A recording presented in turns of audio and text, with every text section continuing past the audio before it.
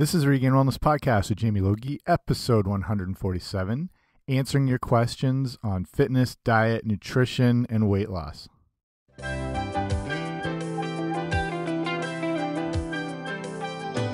is more to life than what you're living, so take a chance and face the wind. An open road and a road that's hidden, a brand new life around the bend. There were times I lost a dream or two, found a trail, at the end was you. There's a path we take and a path not taken. The choice is up to you, my friend. Hey guys, what's happening? Welcome back to the podcast. I'm Jamie Logie. I run regainedwellness.com, and this is the Regained Wellness Podcast. Kicking it off with the intro from Who's the Boss? Tony Danza's greatest work ever. And this show is a thing I'll probably do every so often, sort of a Q&A type show. And so, but like, I get questions, the odd thing through, emails or my website or, the odd thing on Facebook or whatever. But like, I don't use social media that much, honestly. And I'm part of this thing. It's probably one of the bigger kind of platform online right now is called Quora, Quora. And like, if you've ever looked up things, like if you've had a question, you just sort of type it into Google, like, how do I make a cup of tea or something? And it would always be kind of Yahoo Answers would come up. I'm sure you've seen that before, but it's that, not a super effective kind of platform for knowledge and education. But with Quora, it's a bit different because what it does is sort of curates experts in various fields. Not calling myself an expert, but I have, some knowledge. And people submit questions on there, but the people who are answering them have full profiles. So you have your areas of expertise, and there's everything from, science questions to philosophy to, health and wellness and everything. So, a person who is considered, a provider of answers and a contributor has their whole profile, and it's got their education and degrees and certifications and background, everything like that. So you go on there and you're getting, depending on what your question is, you're getting answers from, say legit PhDs and actual doctors and real certified personal trainers and stuff. So it's slowly kind of replacing that Yahoo Answers era as more of a legitimate, way to sort of seek out answers and knowledge. So I've been on that for a while, and that's probably where I get most questions coming through, because people can directly ask you yourself, or they can throw out the whole question in general and see who answers it. And of course, you'll get some, wackos as well who have just set up profiles and just talk complete crap. But all in all, and some of the questions that come through as well too, which I'll share in a minute. But all in all, it's a more effective way of kind of getting information and sharing information as well too. So what I'll do is take a bunch of things that have come through question-wise and answer them on here as it pertains to all things health and wellness. And it's that sort of example of, remember being a kid in school and they, asking, does anyone have any questions? And don't be afraid to ask, because there's a good chance someone else will have that exact same question. And that's the situation here, as I'll be picking hopefully good questions and answering that probably you have maybe thought of or are concerned of yourself and whatever. So hopefully we cover a lot that way. So, but before I start, make sure you subscribe on the old podcast machine, wherever you get your podcast. Apple Music primarily, I assume, but wherever you like to get them, I'll be there. And that way you get the show automatically sent to you. I don't have to hand deliver it. Saves me money on postage, carrier pigeons, the whole deal. Okay, let's get to this. So before we get into the real questions, I just have to share, again, most of these coming off Quora, some of the actual questions that I've had come through. And you can tell, some of these potentially, good chances just people screwing around, but some seem so specific that I think some are serious. And I've kind of deleted or taken away ones that are just obviously straight up morons, like, You get like, what's your favorite Tide Pod flavor? Whatever. But here's some that have actually come through. Okay. What are the health benefits of eating cigarette ash? That's so specific. I think someone really wants to know if this is something they should be doing. Okay. Why does a kick in the back of someone's head may cause dizziness? I think they're going to have to be a little more careful who they spend their time with. This next one's just gross. I'll have to pass on that. Okay, here. If the strongest man in the world trained extra hard, could he catch a doomsday asteroid that is falling to the earth and then throw it back? I don't want to say this person's high, but there's a pretty good chance that this is a very specific thought. So I'm going to say yes, the strongest man could if they did train hard enough. Okay, what if all the food in the world were turned into baby food? Good question. I don't know. Have you eaten in the last year? What did you have? Yes, I've eaten in the last year. I had sweet potato and chicken just once in the whole last year. Do you eat Oreos with a fork? That's a very sophisticated question. That's that. You remember that Seinfeld episode when George sees a guy eating a Twinkie or a dessert with a knife and fork, and then he starts doing it? Okay, next. Why doesn't a chicken egg taste like chicken? That's a very good question. I hadn't thought of that till now. Okay, what will happen if we eat paper? Is it bad? Will it cause any health problems? I don't know if this person's already eaten the paper and now they're having the question, or they're really interested in eating paper and they just want to get all the information they can. Okay, here, last one. How many calories are in a cup of shampoo? Again, I don't know if it should be calling 911 in this situation.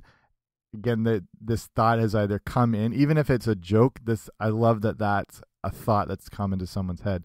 And again, if they're serious, we've got bigger problems to worry about. Okay, let's get to real questions here.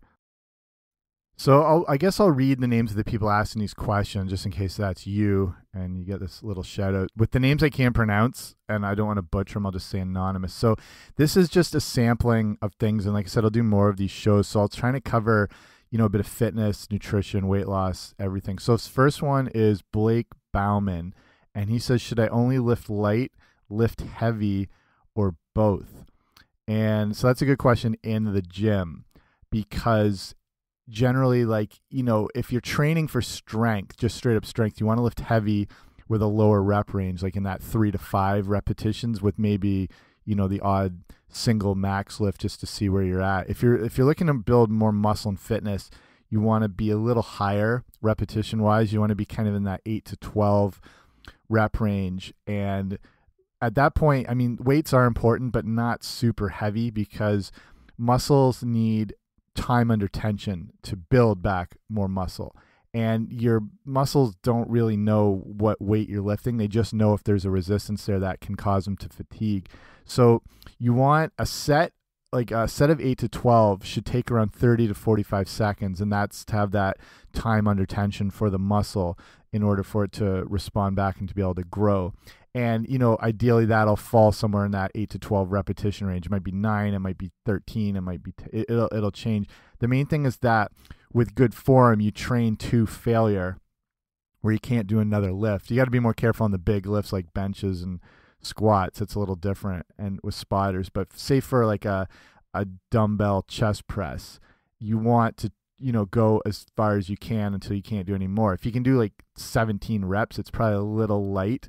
But it's more about keeping that slower rep range, doing like a 4-second kind of negative phase, and then, 2 seconds on the push up, and then it should fall around that way. So it's good actually though to mix between lifting light and lifting heavy, because if you lift one way all the time, your body gets very accustomed and almost complacent. Your body will find the easiest way to do something, so it won't be as responsive. So that's why it is good to mix it up. But I would say going in phases of, say, 6 to 8 weeks where you're lifting heavy, and then go for, a couple week period where you're lighter. Just, some people call it like a deload phase, but it's more just to change up the stimulus. And then when you go back to that heavy lifting, your body's a little maybe more receptive and recuperated. And then the same thing, if you're lifting light all the time, it's good to take a couple weeks break and do a heavier, say, strength training phase. No matter who you are, men, women, no matter what your goals, it's just good to get that variation and to keep your body guessing. This next one is from a Jesse Hogue or Hug. Hopefully that's right. And just a random nutrition question, but I think a good one. Is white rice mixed with brown rice healthier than just white? And I'm going to say yes. Ideally, you want to avoid, not that white rice is bad, but it's a more refined starch, which is maybe a little more high glycemic and a little more, it might cause a little more of a blood sugar surge and an insulin response, just because when they take something like a white rice, it's sort of like a polished down brown natural rice where they take the husk off, they take a lot of the fiber, they take a lot of the minerals away, and that's what slows the digestion. You want to avoid things that cause a quick spike. I just snapped. I don't know if you could hear that. Kind of these fast-acting carbs, which tend to be, obviously sugars, refined grains. So I say anything white usually is best to avoid, white rice, white bread, white pasta, white sugar, all that stuff. And it just takes a lot of the minerals and nutrients away. So ideally you're having things like brown rice. Actually, wild rice is even better. It's a little denser. It's a little chewier. I think it tastes better. I think it's got more of a nutty type flavor, and you can find these at like bulk food stores. There's all different variations of them. So at least brown rice will be better than white rice. So, but compared to just white rice, if you do throw some brown rice in, it is going to increase the fiber content. It's going to give you more, magnesium, other minerals. It's going to slow that digestion time a little more. If this is like a half and half mix, but ideally I would, move up into just full brown rice. Here's a question from Anonymous. Is eating protein-rich foods before and after workout effective in building muscles? And it definitely is. There's a whole sort of issue around protein timing and wanting to get, when you're in the gym, you're breaking down your muscles and you're using muscle energy, and after workout, you want to replenish that. You want carbohydrates to replace your muscle glycogen stores. That's your muscle energy. You want protein to help build and repair muscle. So yes, it's very important that it's not necessarily needed immediately after. You have a lot, like a longer window of time, which they call like for protein synthesis, to build back more muscle. And there's more time than you might realize. There's been this thought, you have to immediately get home and it's a race against time to get as much protein in, and you got to pound protein shakes immediately. That doesn't seem to be the case. As long as you're getting, a good serving of protein within 2 to 3 hours after, you're probably going to be covered. And even the muscle protein synthesis window is apparently open for up to 24 hours after a workout. Your body's still able to use protein to build back muscle. But, you do want to get it, I'd say, within that 2 to 3 hours. So it is important after and beforehand. It is as well too, but not a same thing, not like immediately before. I wouldn't be eating a big meal, an hour or so before. 2 to 3 hours before, you could have a decent serving of protein, whether it's, say like a small chicken breast with a green salad and then maybe some fruit. I know something that'll, help get you through the workout. But it's, as far as building muscle, it's more about protein consistency over the course of the day. I think the post-workout window is still going to be one of the most important, but the main thing is if you have amino acids from the protein consistently through the day, that's going to help it. So I wouldn't stress yourself too much on protein timing and before or after, but if you can get into a good rhythm and a good routine, you've got to be eating anyway, so you may as well pay attention to that pre and post workout nutrition, and then just make sure it's staggered through the day. The next question comes from Austin Lewis. This is a good one exercise wise. What are some good exercises for when you are sore but feel too stiff and need to move? So that is a good question. If you've whatever workout that's, hit you down pretty hard, or you've been doing, I don't know, say you just did a 5K or played volleyball for the first time, whatever, you find yourself sore and stuff the next day. I'd say At that point, I mean, it's obviously best to let yourself rest. When you're sore, you need that recovery, that recuperation time. And ideally, I wouldn't go back and do anything too strenuous again. When you're exercising an already sore and, broken down muscle, back to back, you're looking at not allowing it to recover and recuperate properly. That can lead to injuries because of the fatigue of the muscle. That's when you can get other tears or tendon and joint issues. It can also kind of compromise your immune system, so you might find yourself getting sick because you haven't allowed your body to build back and recover. But I still think it is important to move. So if you're very sore and stiff and whatever, it's probably a good idea to do some very light cardio in order to increase blood flow to the muscles, to help them feel, a little looser, to help in promoting recovery. Just overall blood flow and circulation can help with that soreness. So whether it's, just a light walk or doing some light cardio on, say, a stationary bike. I would also at this point get some good stretching in the next day. Not extreme hard stretching, but just light, gentle, and making sure you hold whatever stretch you're in the position for at least 20 seconds.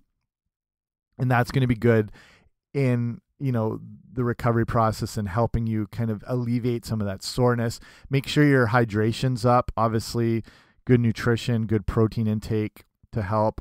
Sleep as well. I mean, you grow and repair when you sleep. I mean, the gym is kind of the vehicle, or the exercise is a vehicle to, break down the body, and then it repairs back stronger, fitter, the whole deal. But that happens when you sleep. So that's why you want to make sleep a priority after very strenuous type exercises that day. So yeah, light cardio, get some blood flowing, nothing too intense, stretching, even some like foam rolling. If you have a foam roller, that's going to help alleviate some of that soreness and again, promote recovery. Next question is from a Krishna Singh, and it would be, what would be a vegetarian diet plan to build a powerful muscular body? And so that's a good question for people who are vegetarian or vegan and avoiding, animal proteins, which are still, it's going to be, animal proteins are a complete source of protein. They have all the amino acids. They're very protein dense, whether it's, beef, chicken, salmon, eggs, whey protein, some dairy, whatever. But I mean, you don't obviously need these things. They can make it easier if you are getting these things from the cleanest sources possible. In the case of like beef, getting like true grass-fed and grass-finished beef that's hormone-free, that's naturally eating what it's supposed to. It's not on a high-energy grain feed. It's not pumped full of hormones. It's not isolated in pens and that whole deal. And so the cleanest sources you can get, the better. And like I said, they're complete protein. So you're getting obviously all that protein and then, omega-3s and vitamin B12 and stuff like that. So vegan, vegetarian wise, it's a bit more challenging, but still doable. It's just looking at the best protein sources, and you may, depending on how hard you're training or how much muscle you're trying to gain, it might mean more of a higher volume of food you have to intake, just because some of these things wouldn't be as protein dense as, say, a large chicken breast or whatever. But your best things, I mean, first off, it's a plant-based diet, so it's going to be high in, ideally, in vegetables, ideally dark leafy greens, fruits, grains, and you want to make a priority to have those good, high energy, high fiber, high nutrient type grains, like the brown rice, the wild rice, sweet potatoes, regular potatoes, quinoa, things that are going to help fuel and give you energy for workouts and then helping in muscle building. And you're probably eating these things anyway, but I would, make sure those good complex carbs, those really good clean carbs, are sort of the backbone of your training. Protein wise, there are a lot of good, not that you have to do a protein powder, but there are a lot of good vegan and vegetarian source ones, and pea protein probably being the most popular, just so you're getting a higher dosage of protein in just a small little scoop. Usually you're looking like 20, 25-ish grams in one scoop of protein powder, whether it's a whey protein or a soy or this pea protein. There's hemp proteins. So there's lots of good ones. And muscle building wise, it just is an easier way to get protein in because you don't have to eat or digest it. As you know, it's not going to take as long. It's quickly absorbed. So that's going to help, but not always necessary. Protein wise, good sources are going to be legumes, beans, all the different, navy, lima, black beans, everything like that. Nuts and seeds. You're going to get, some protein from the rice and potatoes, sweet potatoes. Quinoa, interesting one. It's one of the few vegetarian sources that has a complete protein in it, and which is, very sort of unique. So that is a good source. And quinoa itself, again, a good energy source. It's not a grain. It's more of a seed almost, but an amazing, bodybuilding, fitness related food. So it just means you definitely can. It just might take some more volume of food if you're having a meal of, say, brown rice with, or, kind of a half and half with quinoa, with a mixture of beans, and then you're doing, maybe topping that with like some, or on the side with like a mixed green salad, olive oil, get some of those good healthy fats. You can sprinkle walnuts, sunflower seeds, stuff like that. That's a decent protein meal. Just you might need a bit more depending on how big you are to start with, and how much muscle you're looking to gain. Next question is from Lindsay. No last name, just Lindsay, like Cher or Seal. But hi, Lindsay. So this is just an overall general health question. What are some little things I can change in my lifestyle to lead a healthier life? So it's good from the standpoint of thinking little changes, as opposed, like if you're looking to make changes overall, like you haven't been healthy or active or eating well, and that's maybe why you're listening to this podcast, because you're just trying to find information. The best thing you can do is make little changes as opposed to a complete overhaul, like lifestyle overhaul within one day, because that's only going to lead you overwhelmed, burnt out, unmotivated, everything's too restrictive. If you've gone from doing no exercise and eating, processed food and junk food every day to the next day having kale smoothies 5 times a day and training for a half marathon, there's no way you're going to keep that up. The best thing is to start with those small little changes and then let them become natural sort of habits.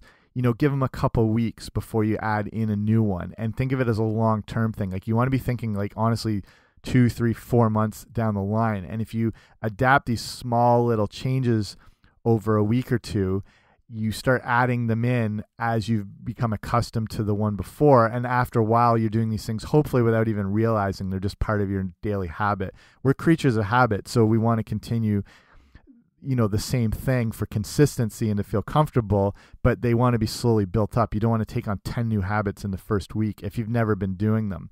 And then over the long term, like I said, you have this whole healthier lifestyle that you don't even necessarily notice. It's just sort of happen as you build them up. So, I mean, examples of the little changes, I'd say the first thing is, make sure as soon as you wake up, you have a large glass or 2 of water just to start rehydrating the body, start cleansing, helping for digestion, detoxification, the whole deal. I'd even throw in some fresh squeezed lemon, maybe some apple cider vinegar that are going to enhance all those benefits. So that's it. And just do that for a week or 2, and, something simple. And then after that, say week or 2 period, the next thing you can do is start drinking more water throughout the entire day. If this is something you haven't been doing already, start looking at drinking half your body weight in ounces of water over the course of the whole day. And again, to keep your body functioning as best as possible, and can help with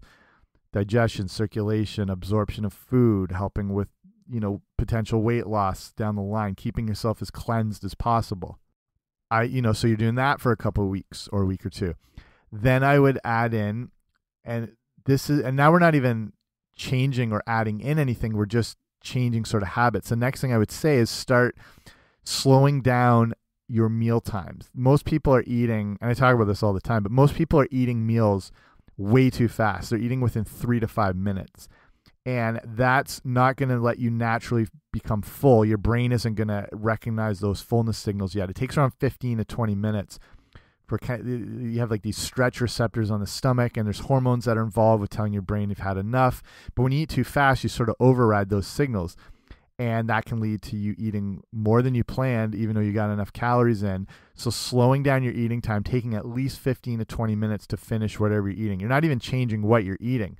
You're just changing the amount of time to hopefully avoid taking in too much. And, you know, set up your phone or like the timer, keep an eye on the clock wherever you are, and that's going to make you become more full naturally. And, you know, if you're out with people eating and you can't necessarily, you know, follow that certain time guideline, at least be the last person to finish. And that way you're slowing down that, you know, amount of time that might make you consume way more calories than you need. So then after that, then you start adding in more habits, like starting to replace the grains you eat with greens, starting to avoid drinking any of your calories, you know, no soft drinks, juices, milks, things like that are just a quick, easy calorie source. And, you know, you're replacing those things with actual water whenever you can. And then adding in things like getting, you know, double-digit servings of non-starchy vegetables each day, making a priority to get dark green leafy vegetables. You know, you start getting rid of things like refined vegetable oils and those commercial salad dressings, and making your own things out of, you know, say like an olive oil and a balsamic vinegar. And then, you know, trying to get more local food, trying to find more natural organic things nearby you and farmers markets. So it's all that you want to kind of escalate these steps upwards, starting with simple things and then adding in more complicated as you go. So just think about doing it over the course of time and taking that week or two to kind of develop and let those habits become ingrained in you. And that's how you create a healthier life, basically. Okay, I'll probably just do one more here. And this is, hold on, just open this up, from Corey Daniel. And just a good general question: what makes a great traveling snack? So that's something, if you realize, you know, if you're aware of your nutrition and you want to be eating as healthy as possible, but you're on the move and you don't want to have to resort to getting some crap in a convenience store or fast food, like what do you take with you? So that's where kind of preparation comes into play, that you have things ready to go and that they're sort of pre-prepared. And that helps with meal planning as well too. If you can sort of do bulk cooking and batch cooking, so you have meals sort of prepared for the next 2, 3, 4 days, that way you don't really have to think about what you're going to eat. It's just there ready to go.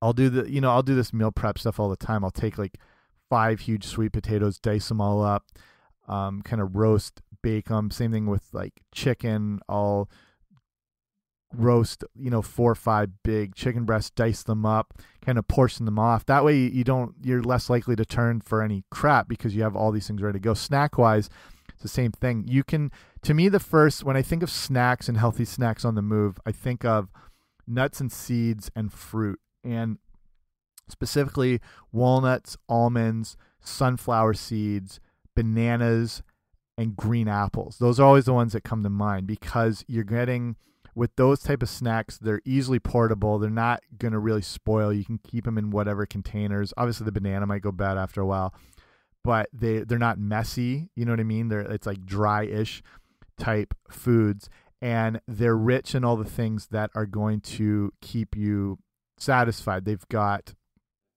this is combining when you have nut seeds, green apple, whatever. You've got protein from the nuts. You got the healthy fats that are in the nuts. You've got the fiber from them and the fruit, and it contains, like, the fruit will contain natural water, and all those things are what nourish you and keep you full longer. So as opposed to having, obviously like a donut, but even like a granola bar or something, which is still going to be high in sugar. There's some good ones out there. I might do a whole show just on things like Cliff bars and Quest bars and stuff like that. But anything sort of like pre-packaged, or those, 100-calorie little snack packs, they're not going to fill you up. And it's about obviously nourishing yourself, which you're going to do with those things I mentioned, but sort of, keeping yourself full so you're not starving. And when you have something like, the donut, you're going to be hungry in 30 minutes.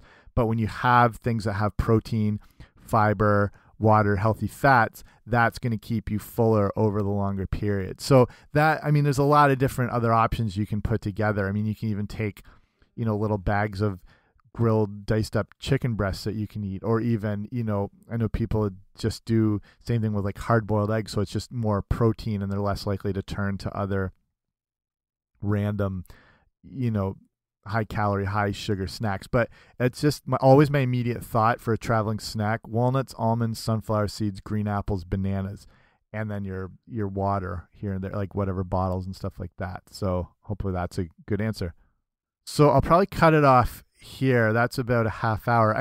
This is something, if you're interested, like I'll do these more every now and then, but like if you want to hear longer, well, I've got thousands of questions that come in.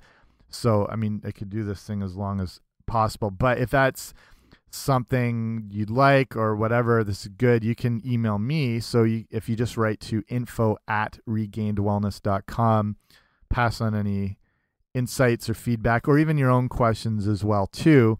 But it's not, like I said, something that I'll do every now and then, just because it's, as I cover specific topics, it's sometimes good to take just a potpourri thing and just throw them all together, because there's bound to be something that you're thinking about or haven't thought about or considering, and we can cover all that stuff. Okay, that's it from me. Thanks for listening. If you like the show, again, make sure to subscribe, Apple Podcasts, iTunes. Leave a rating and review if you really liked it.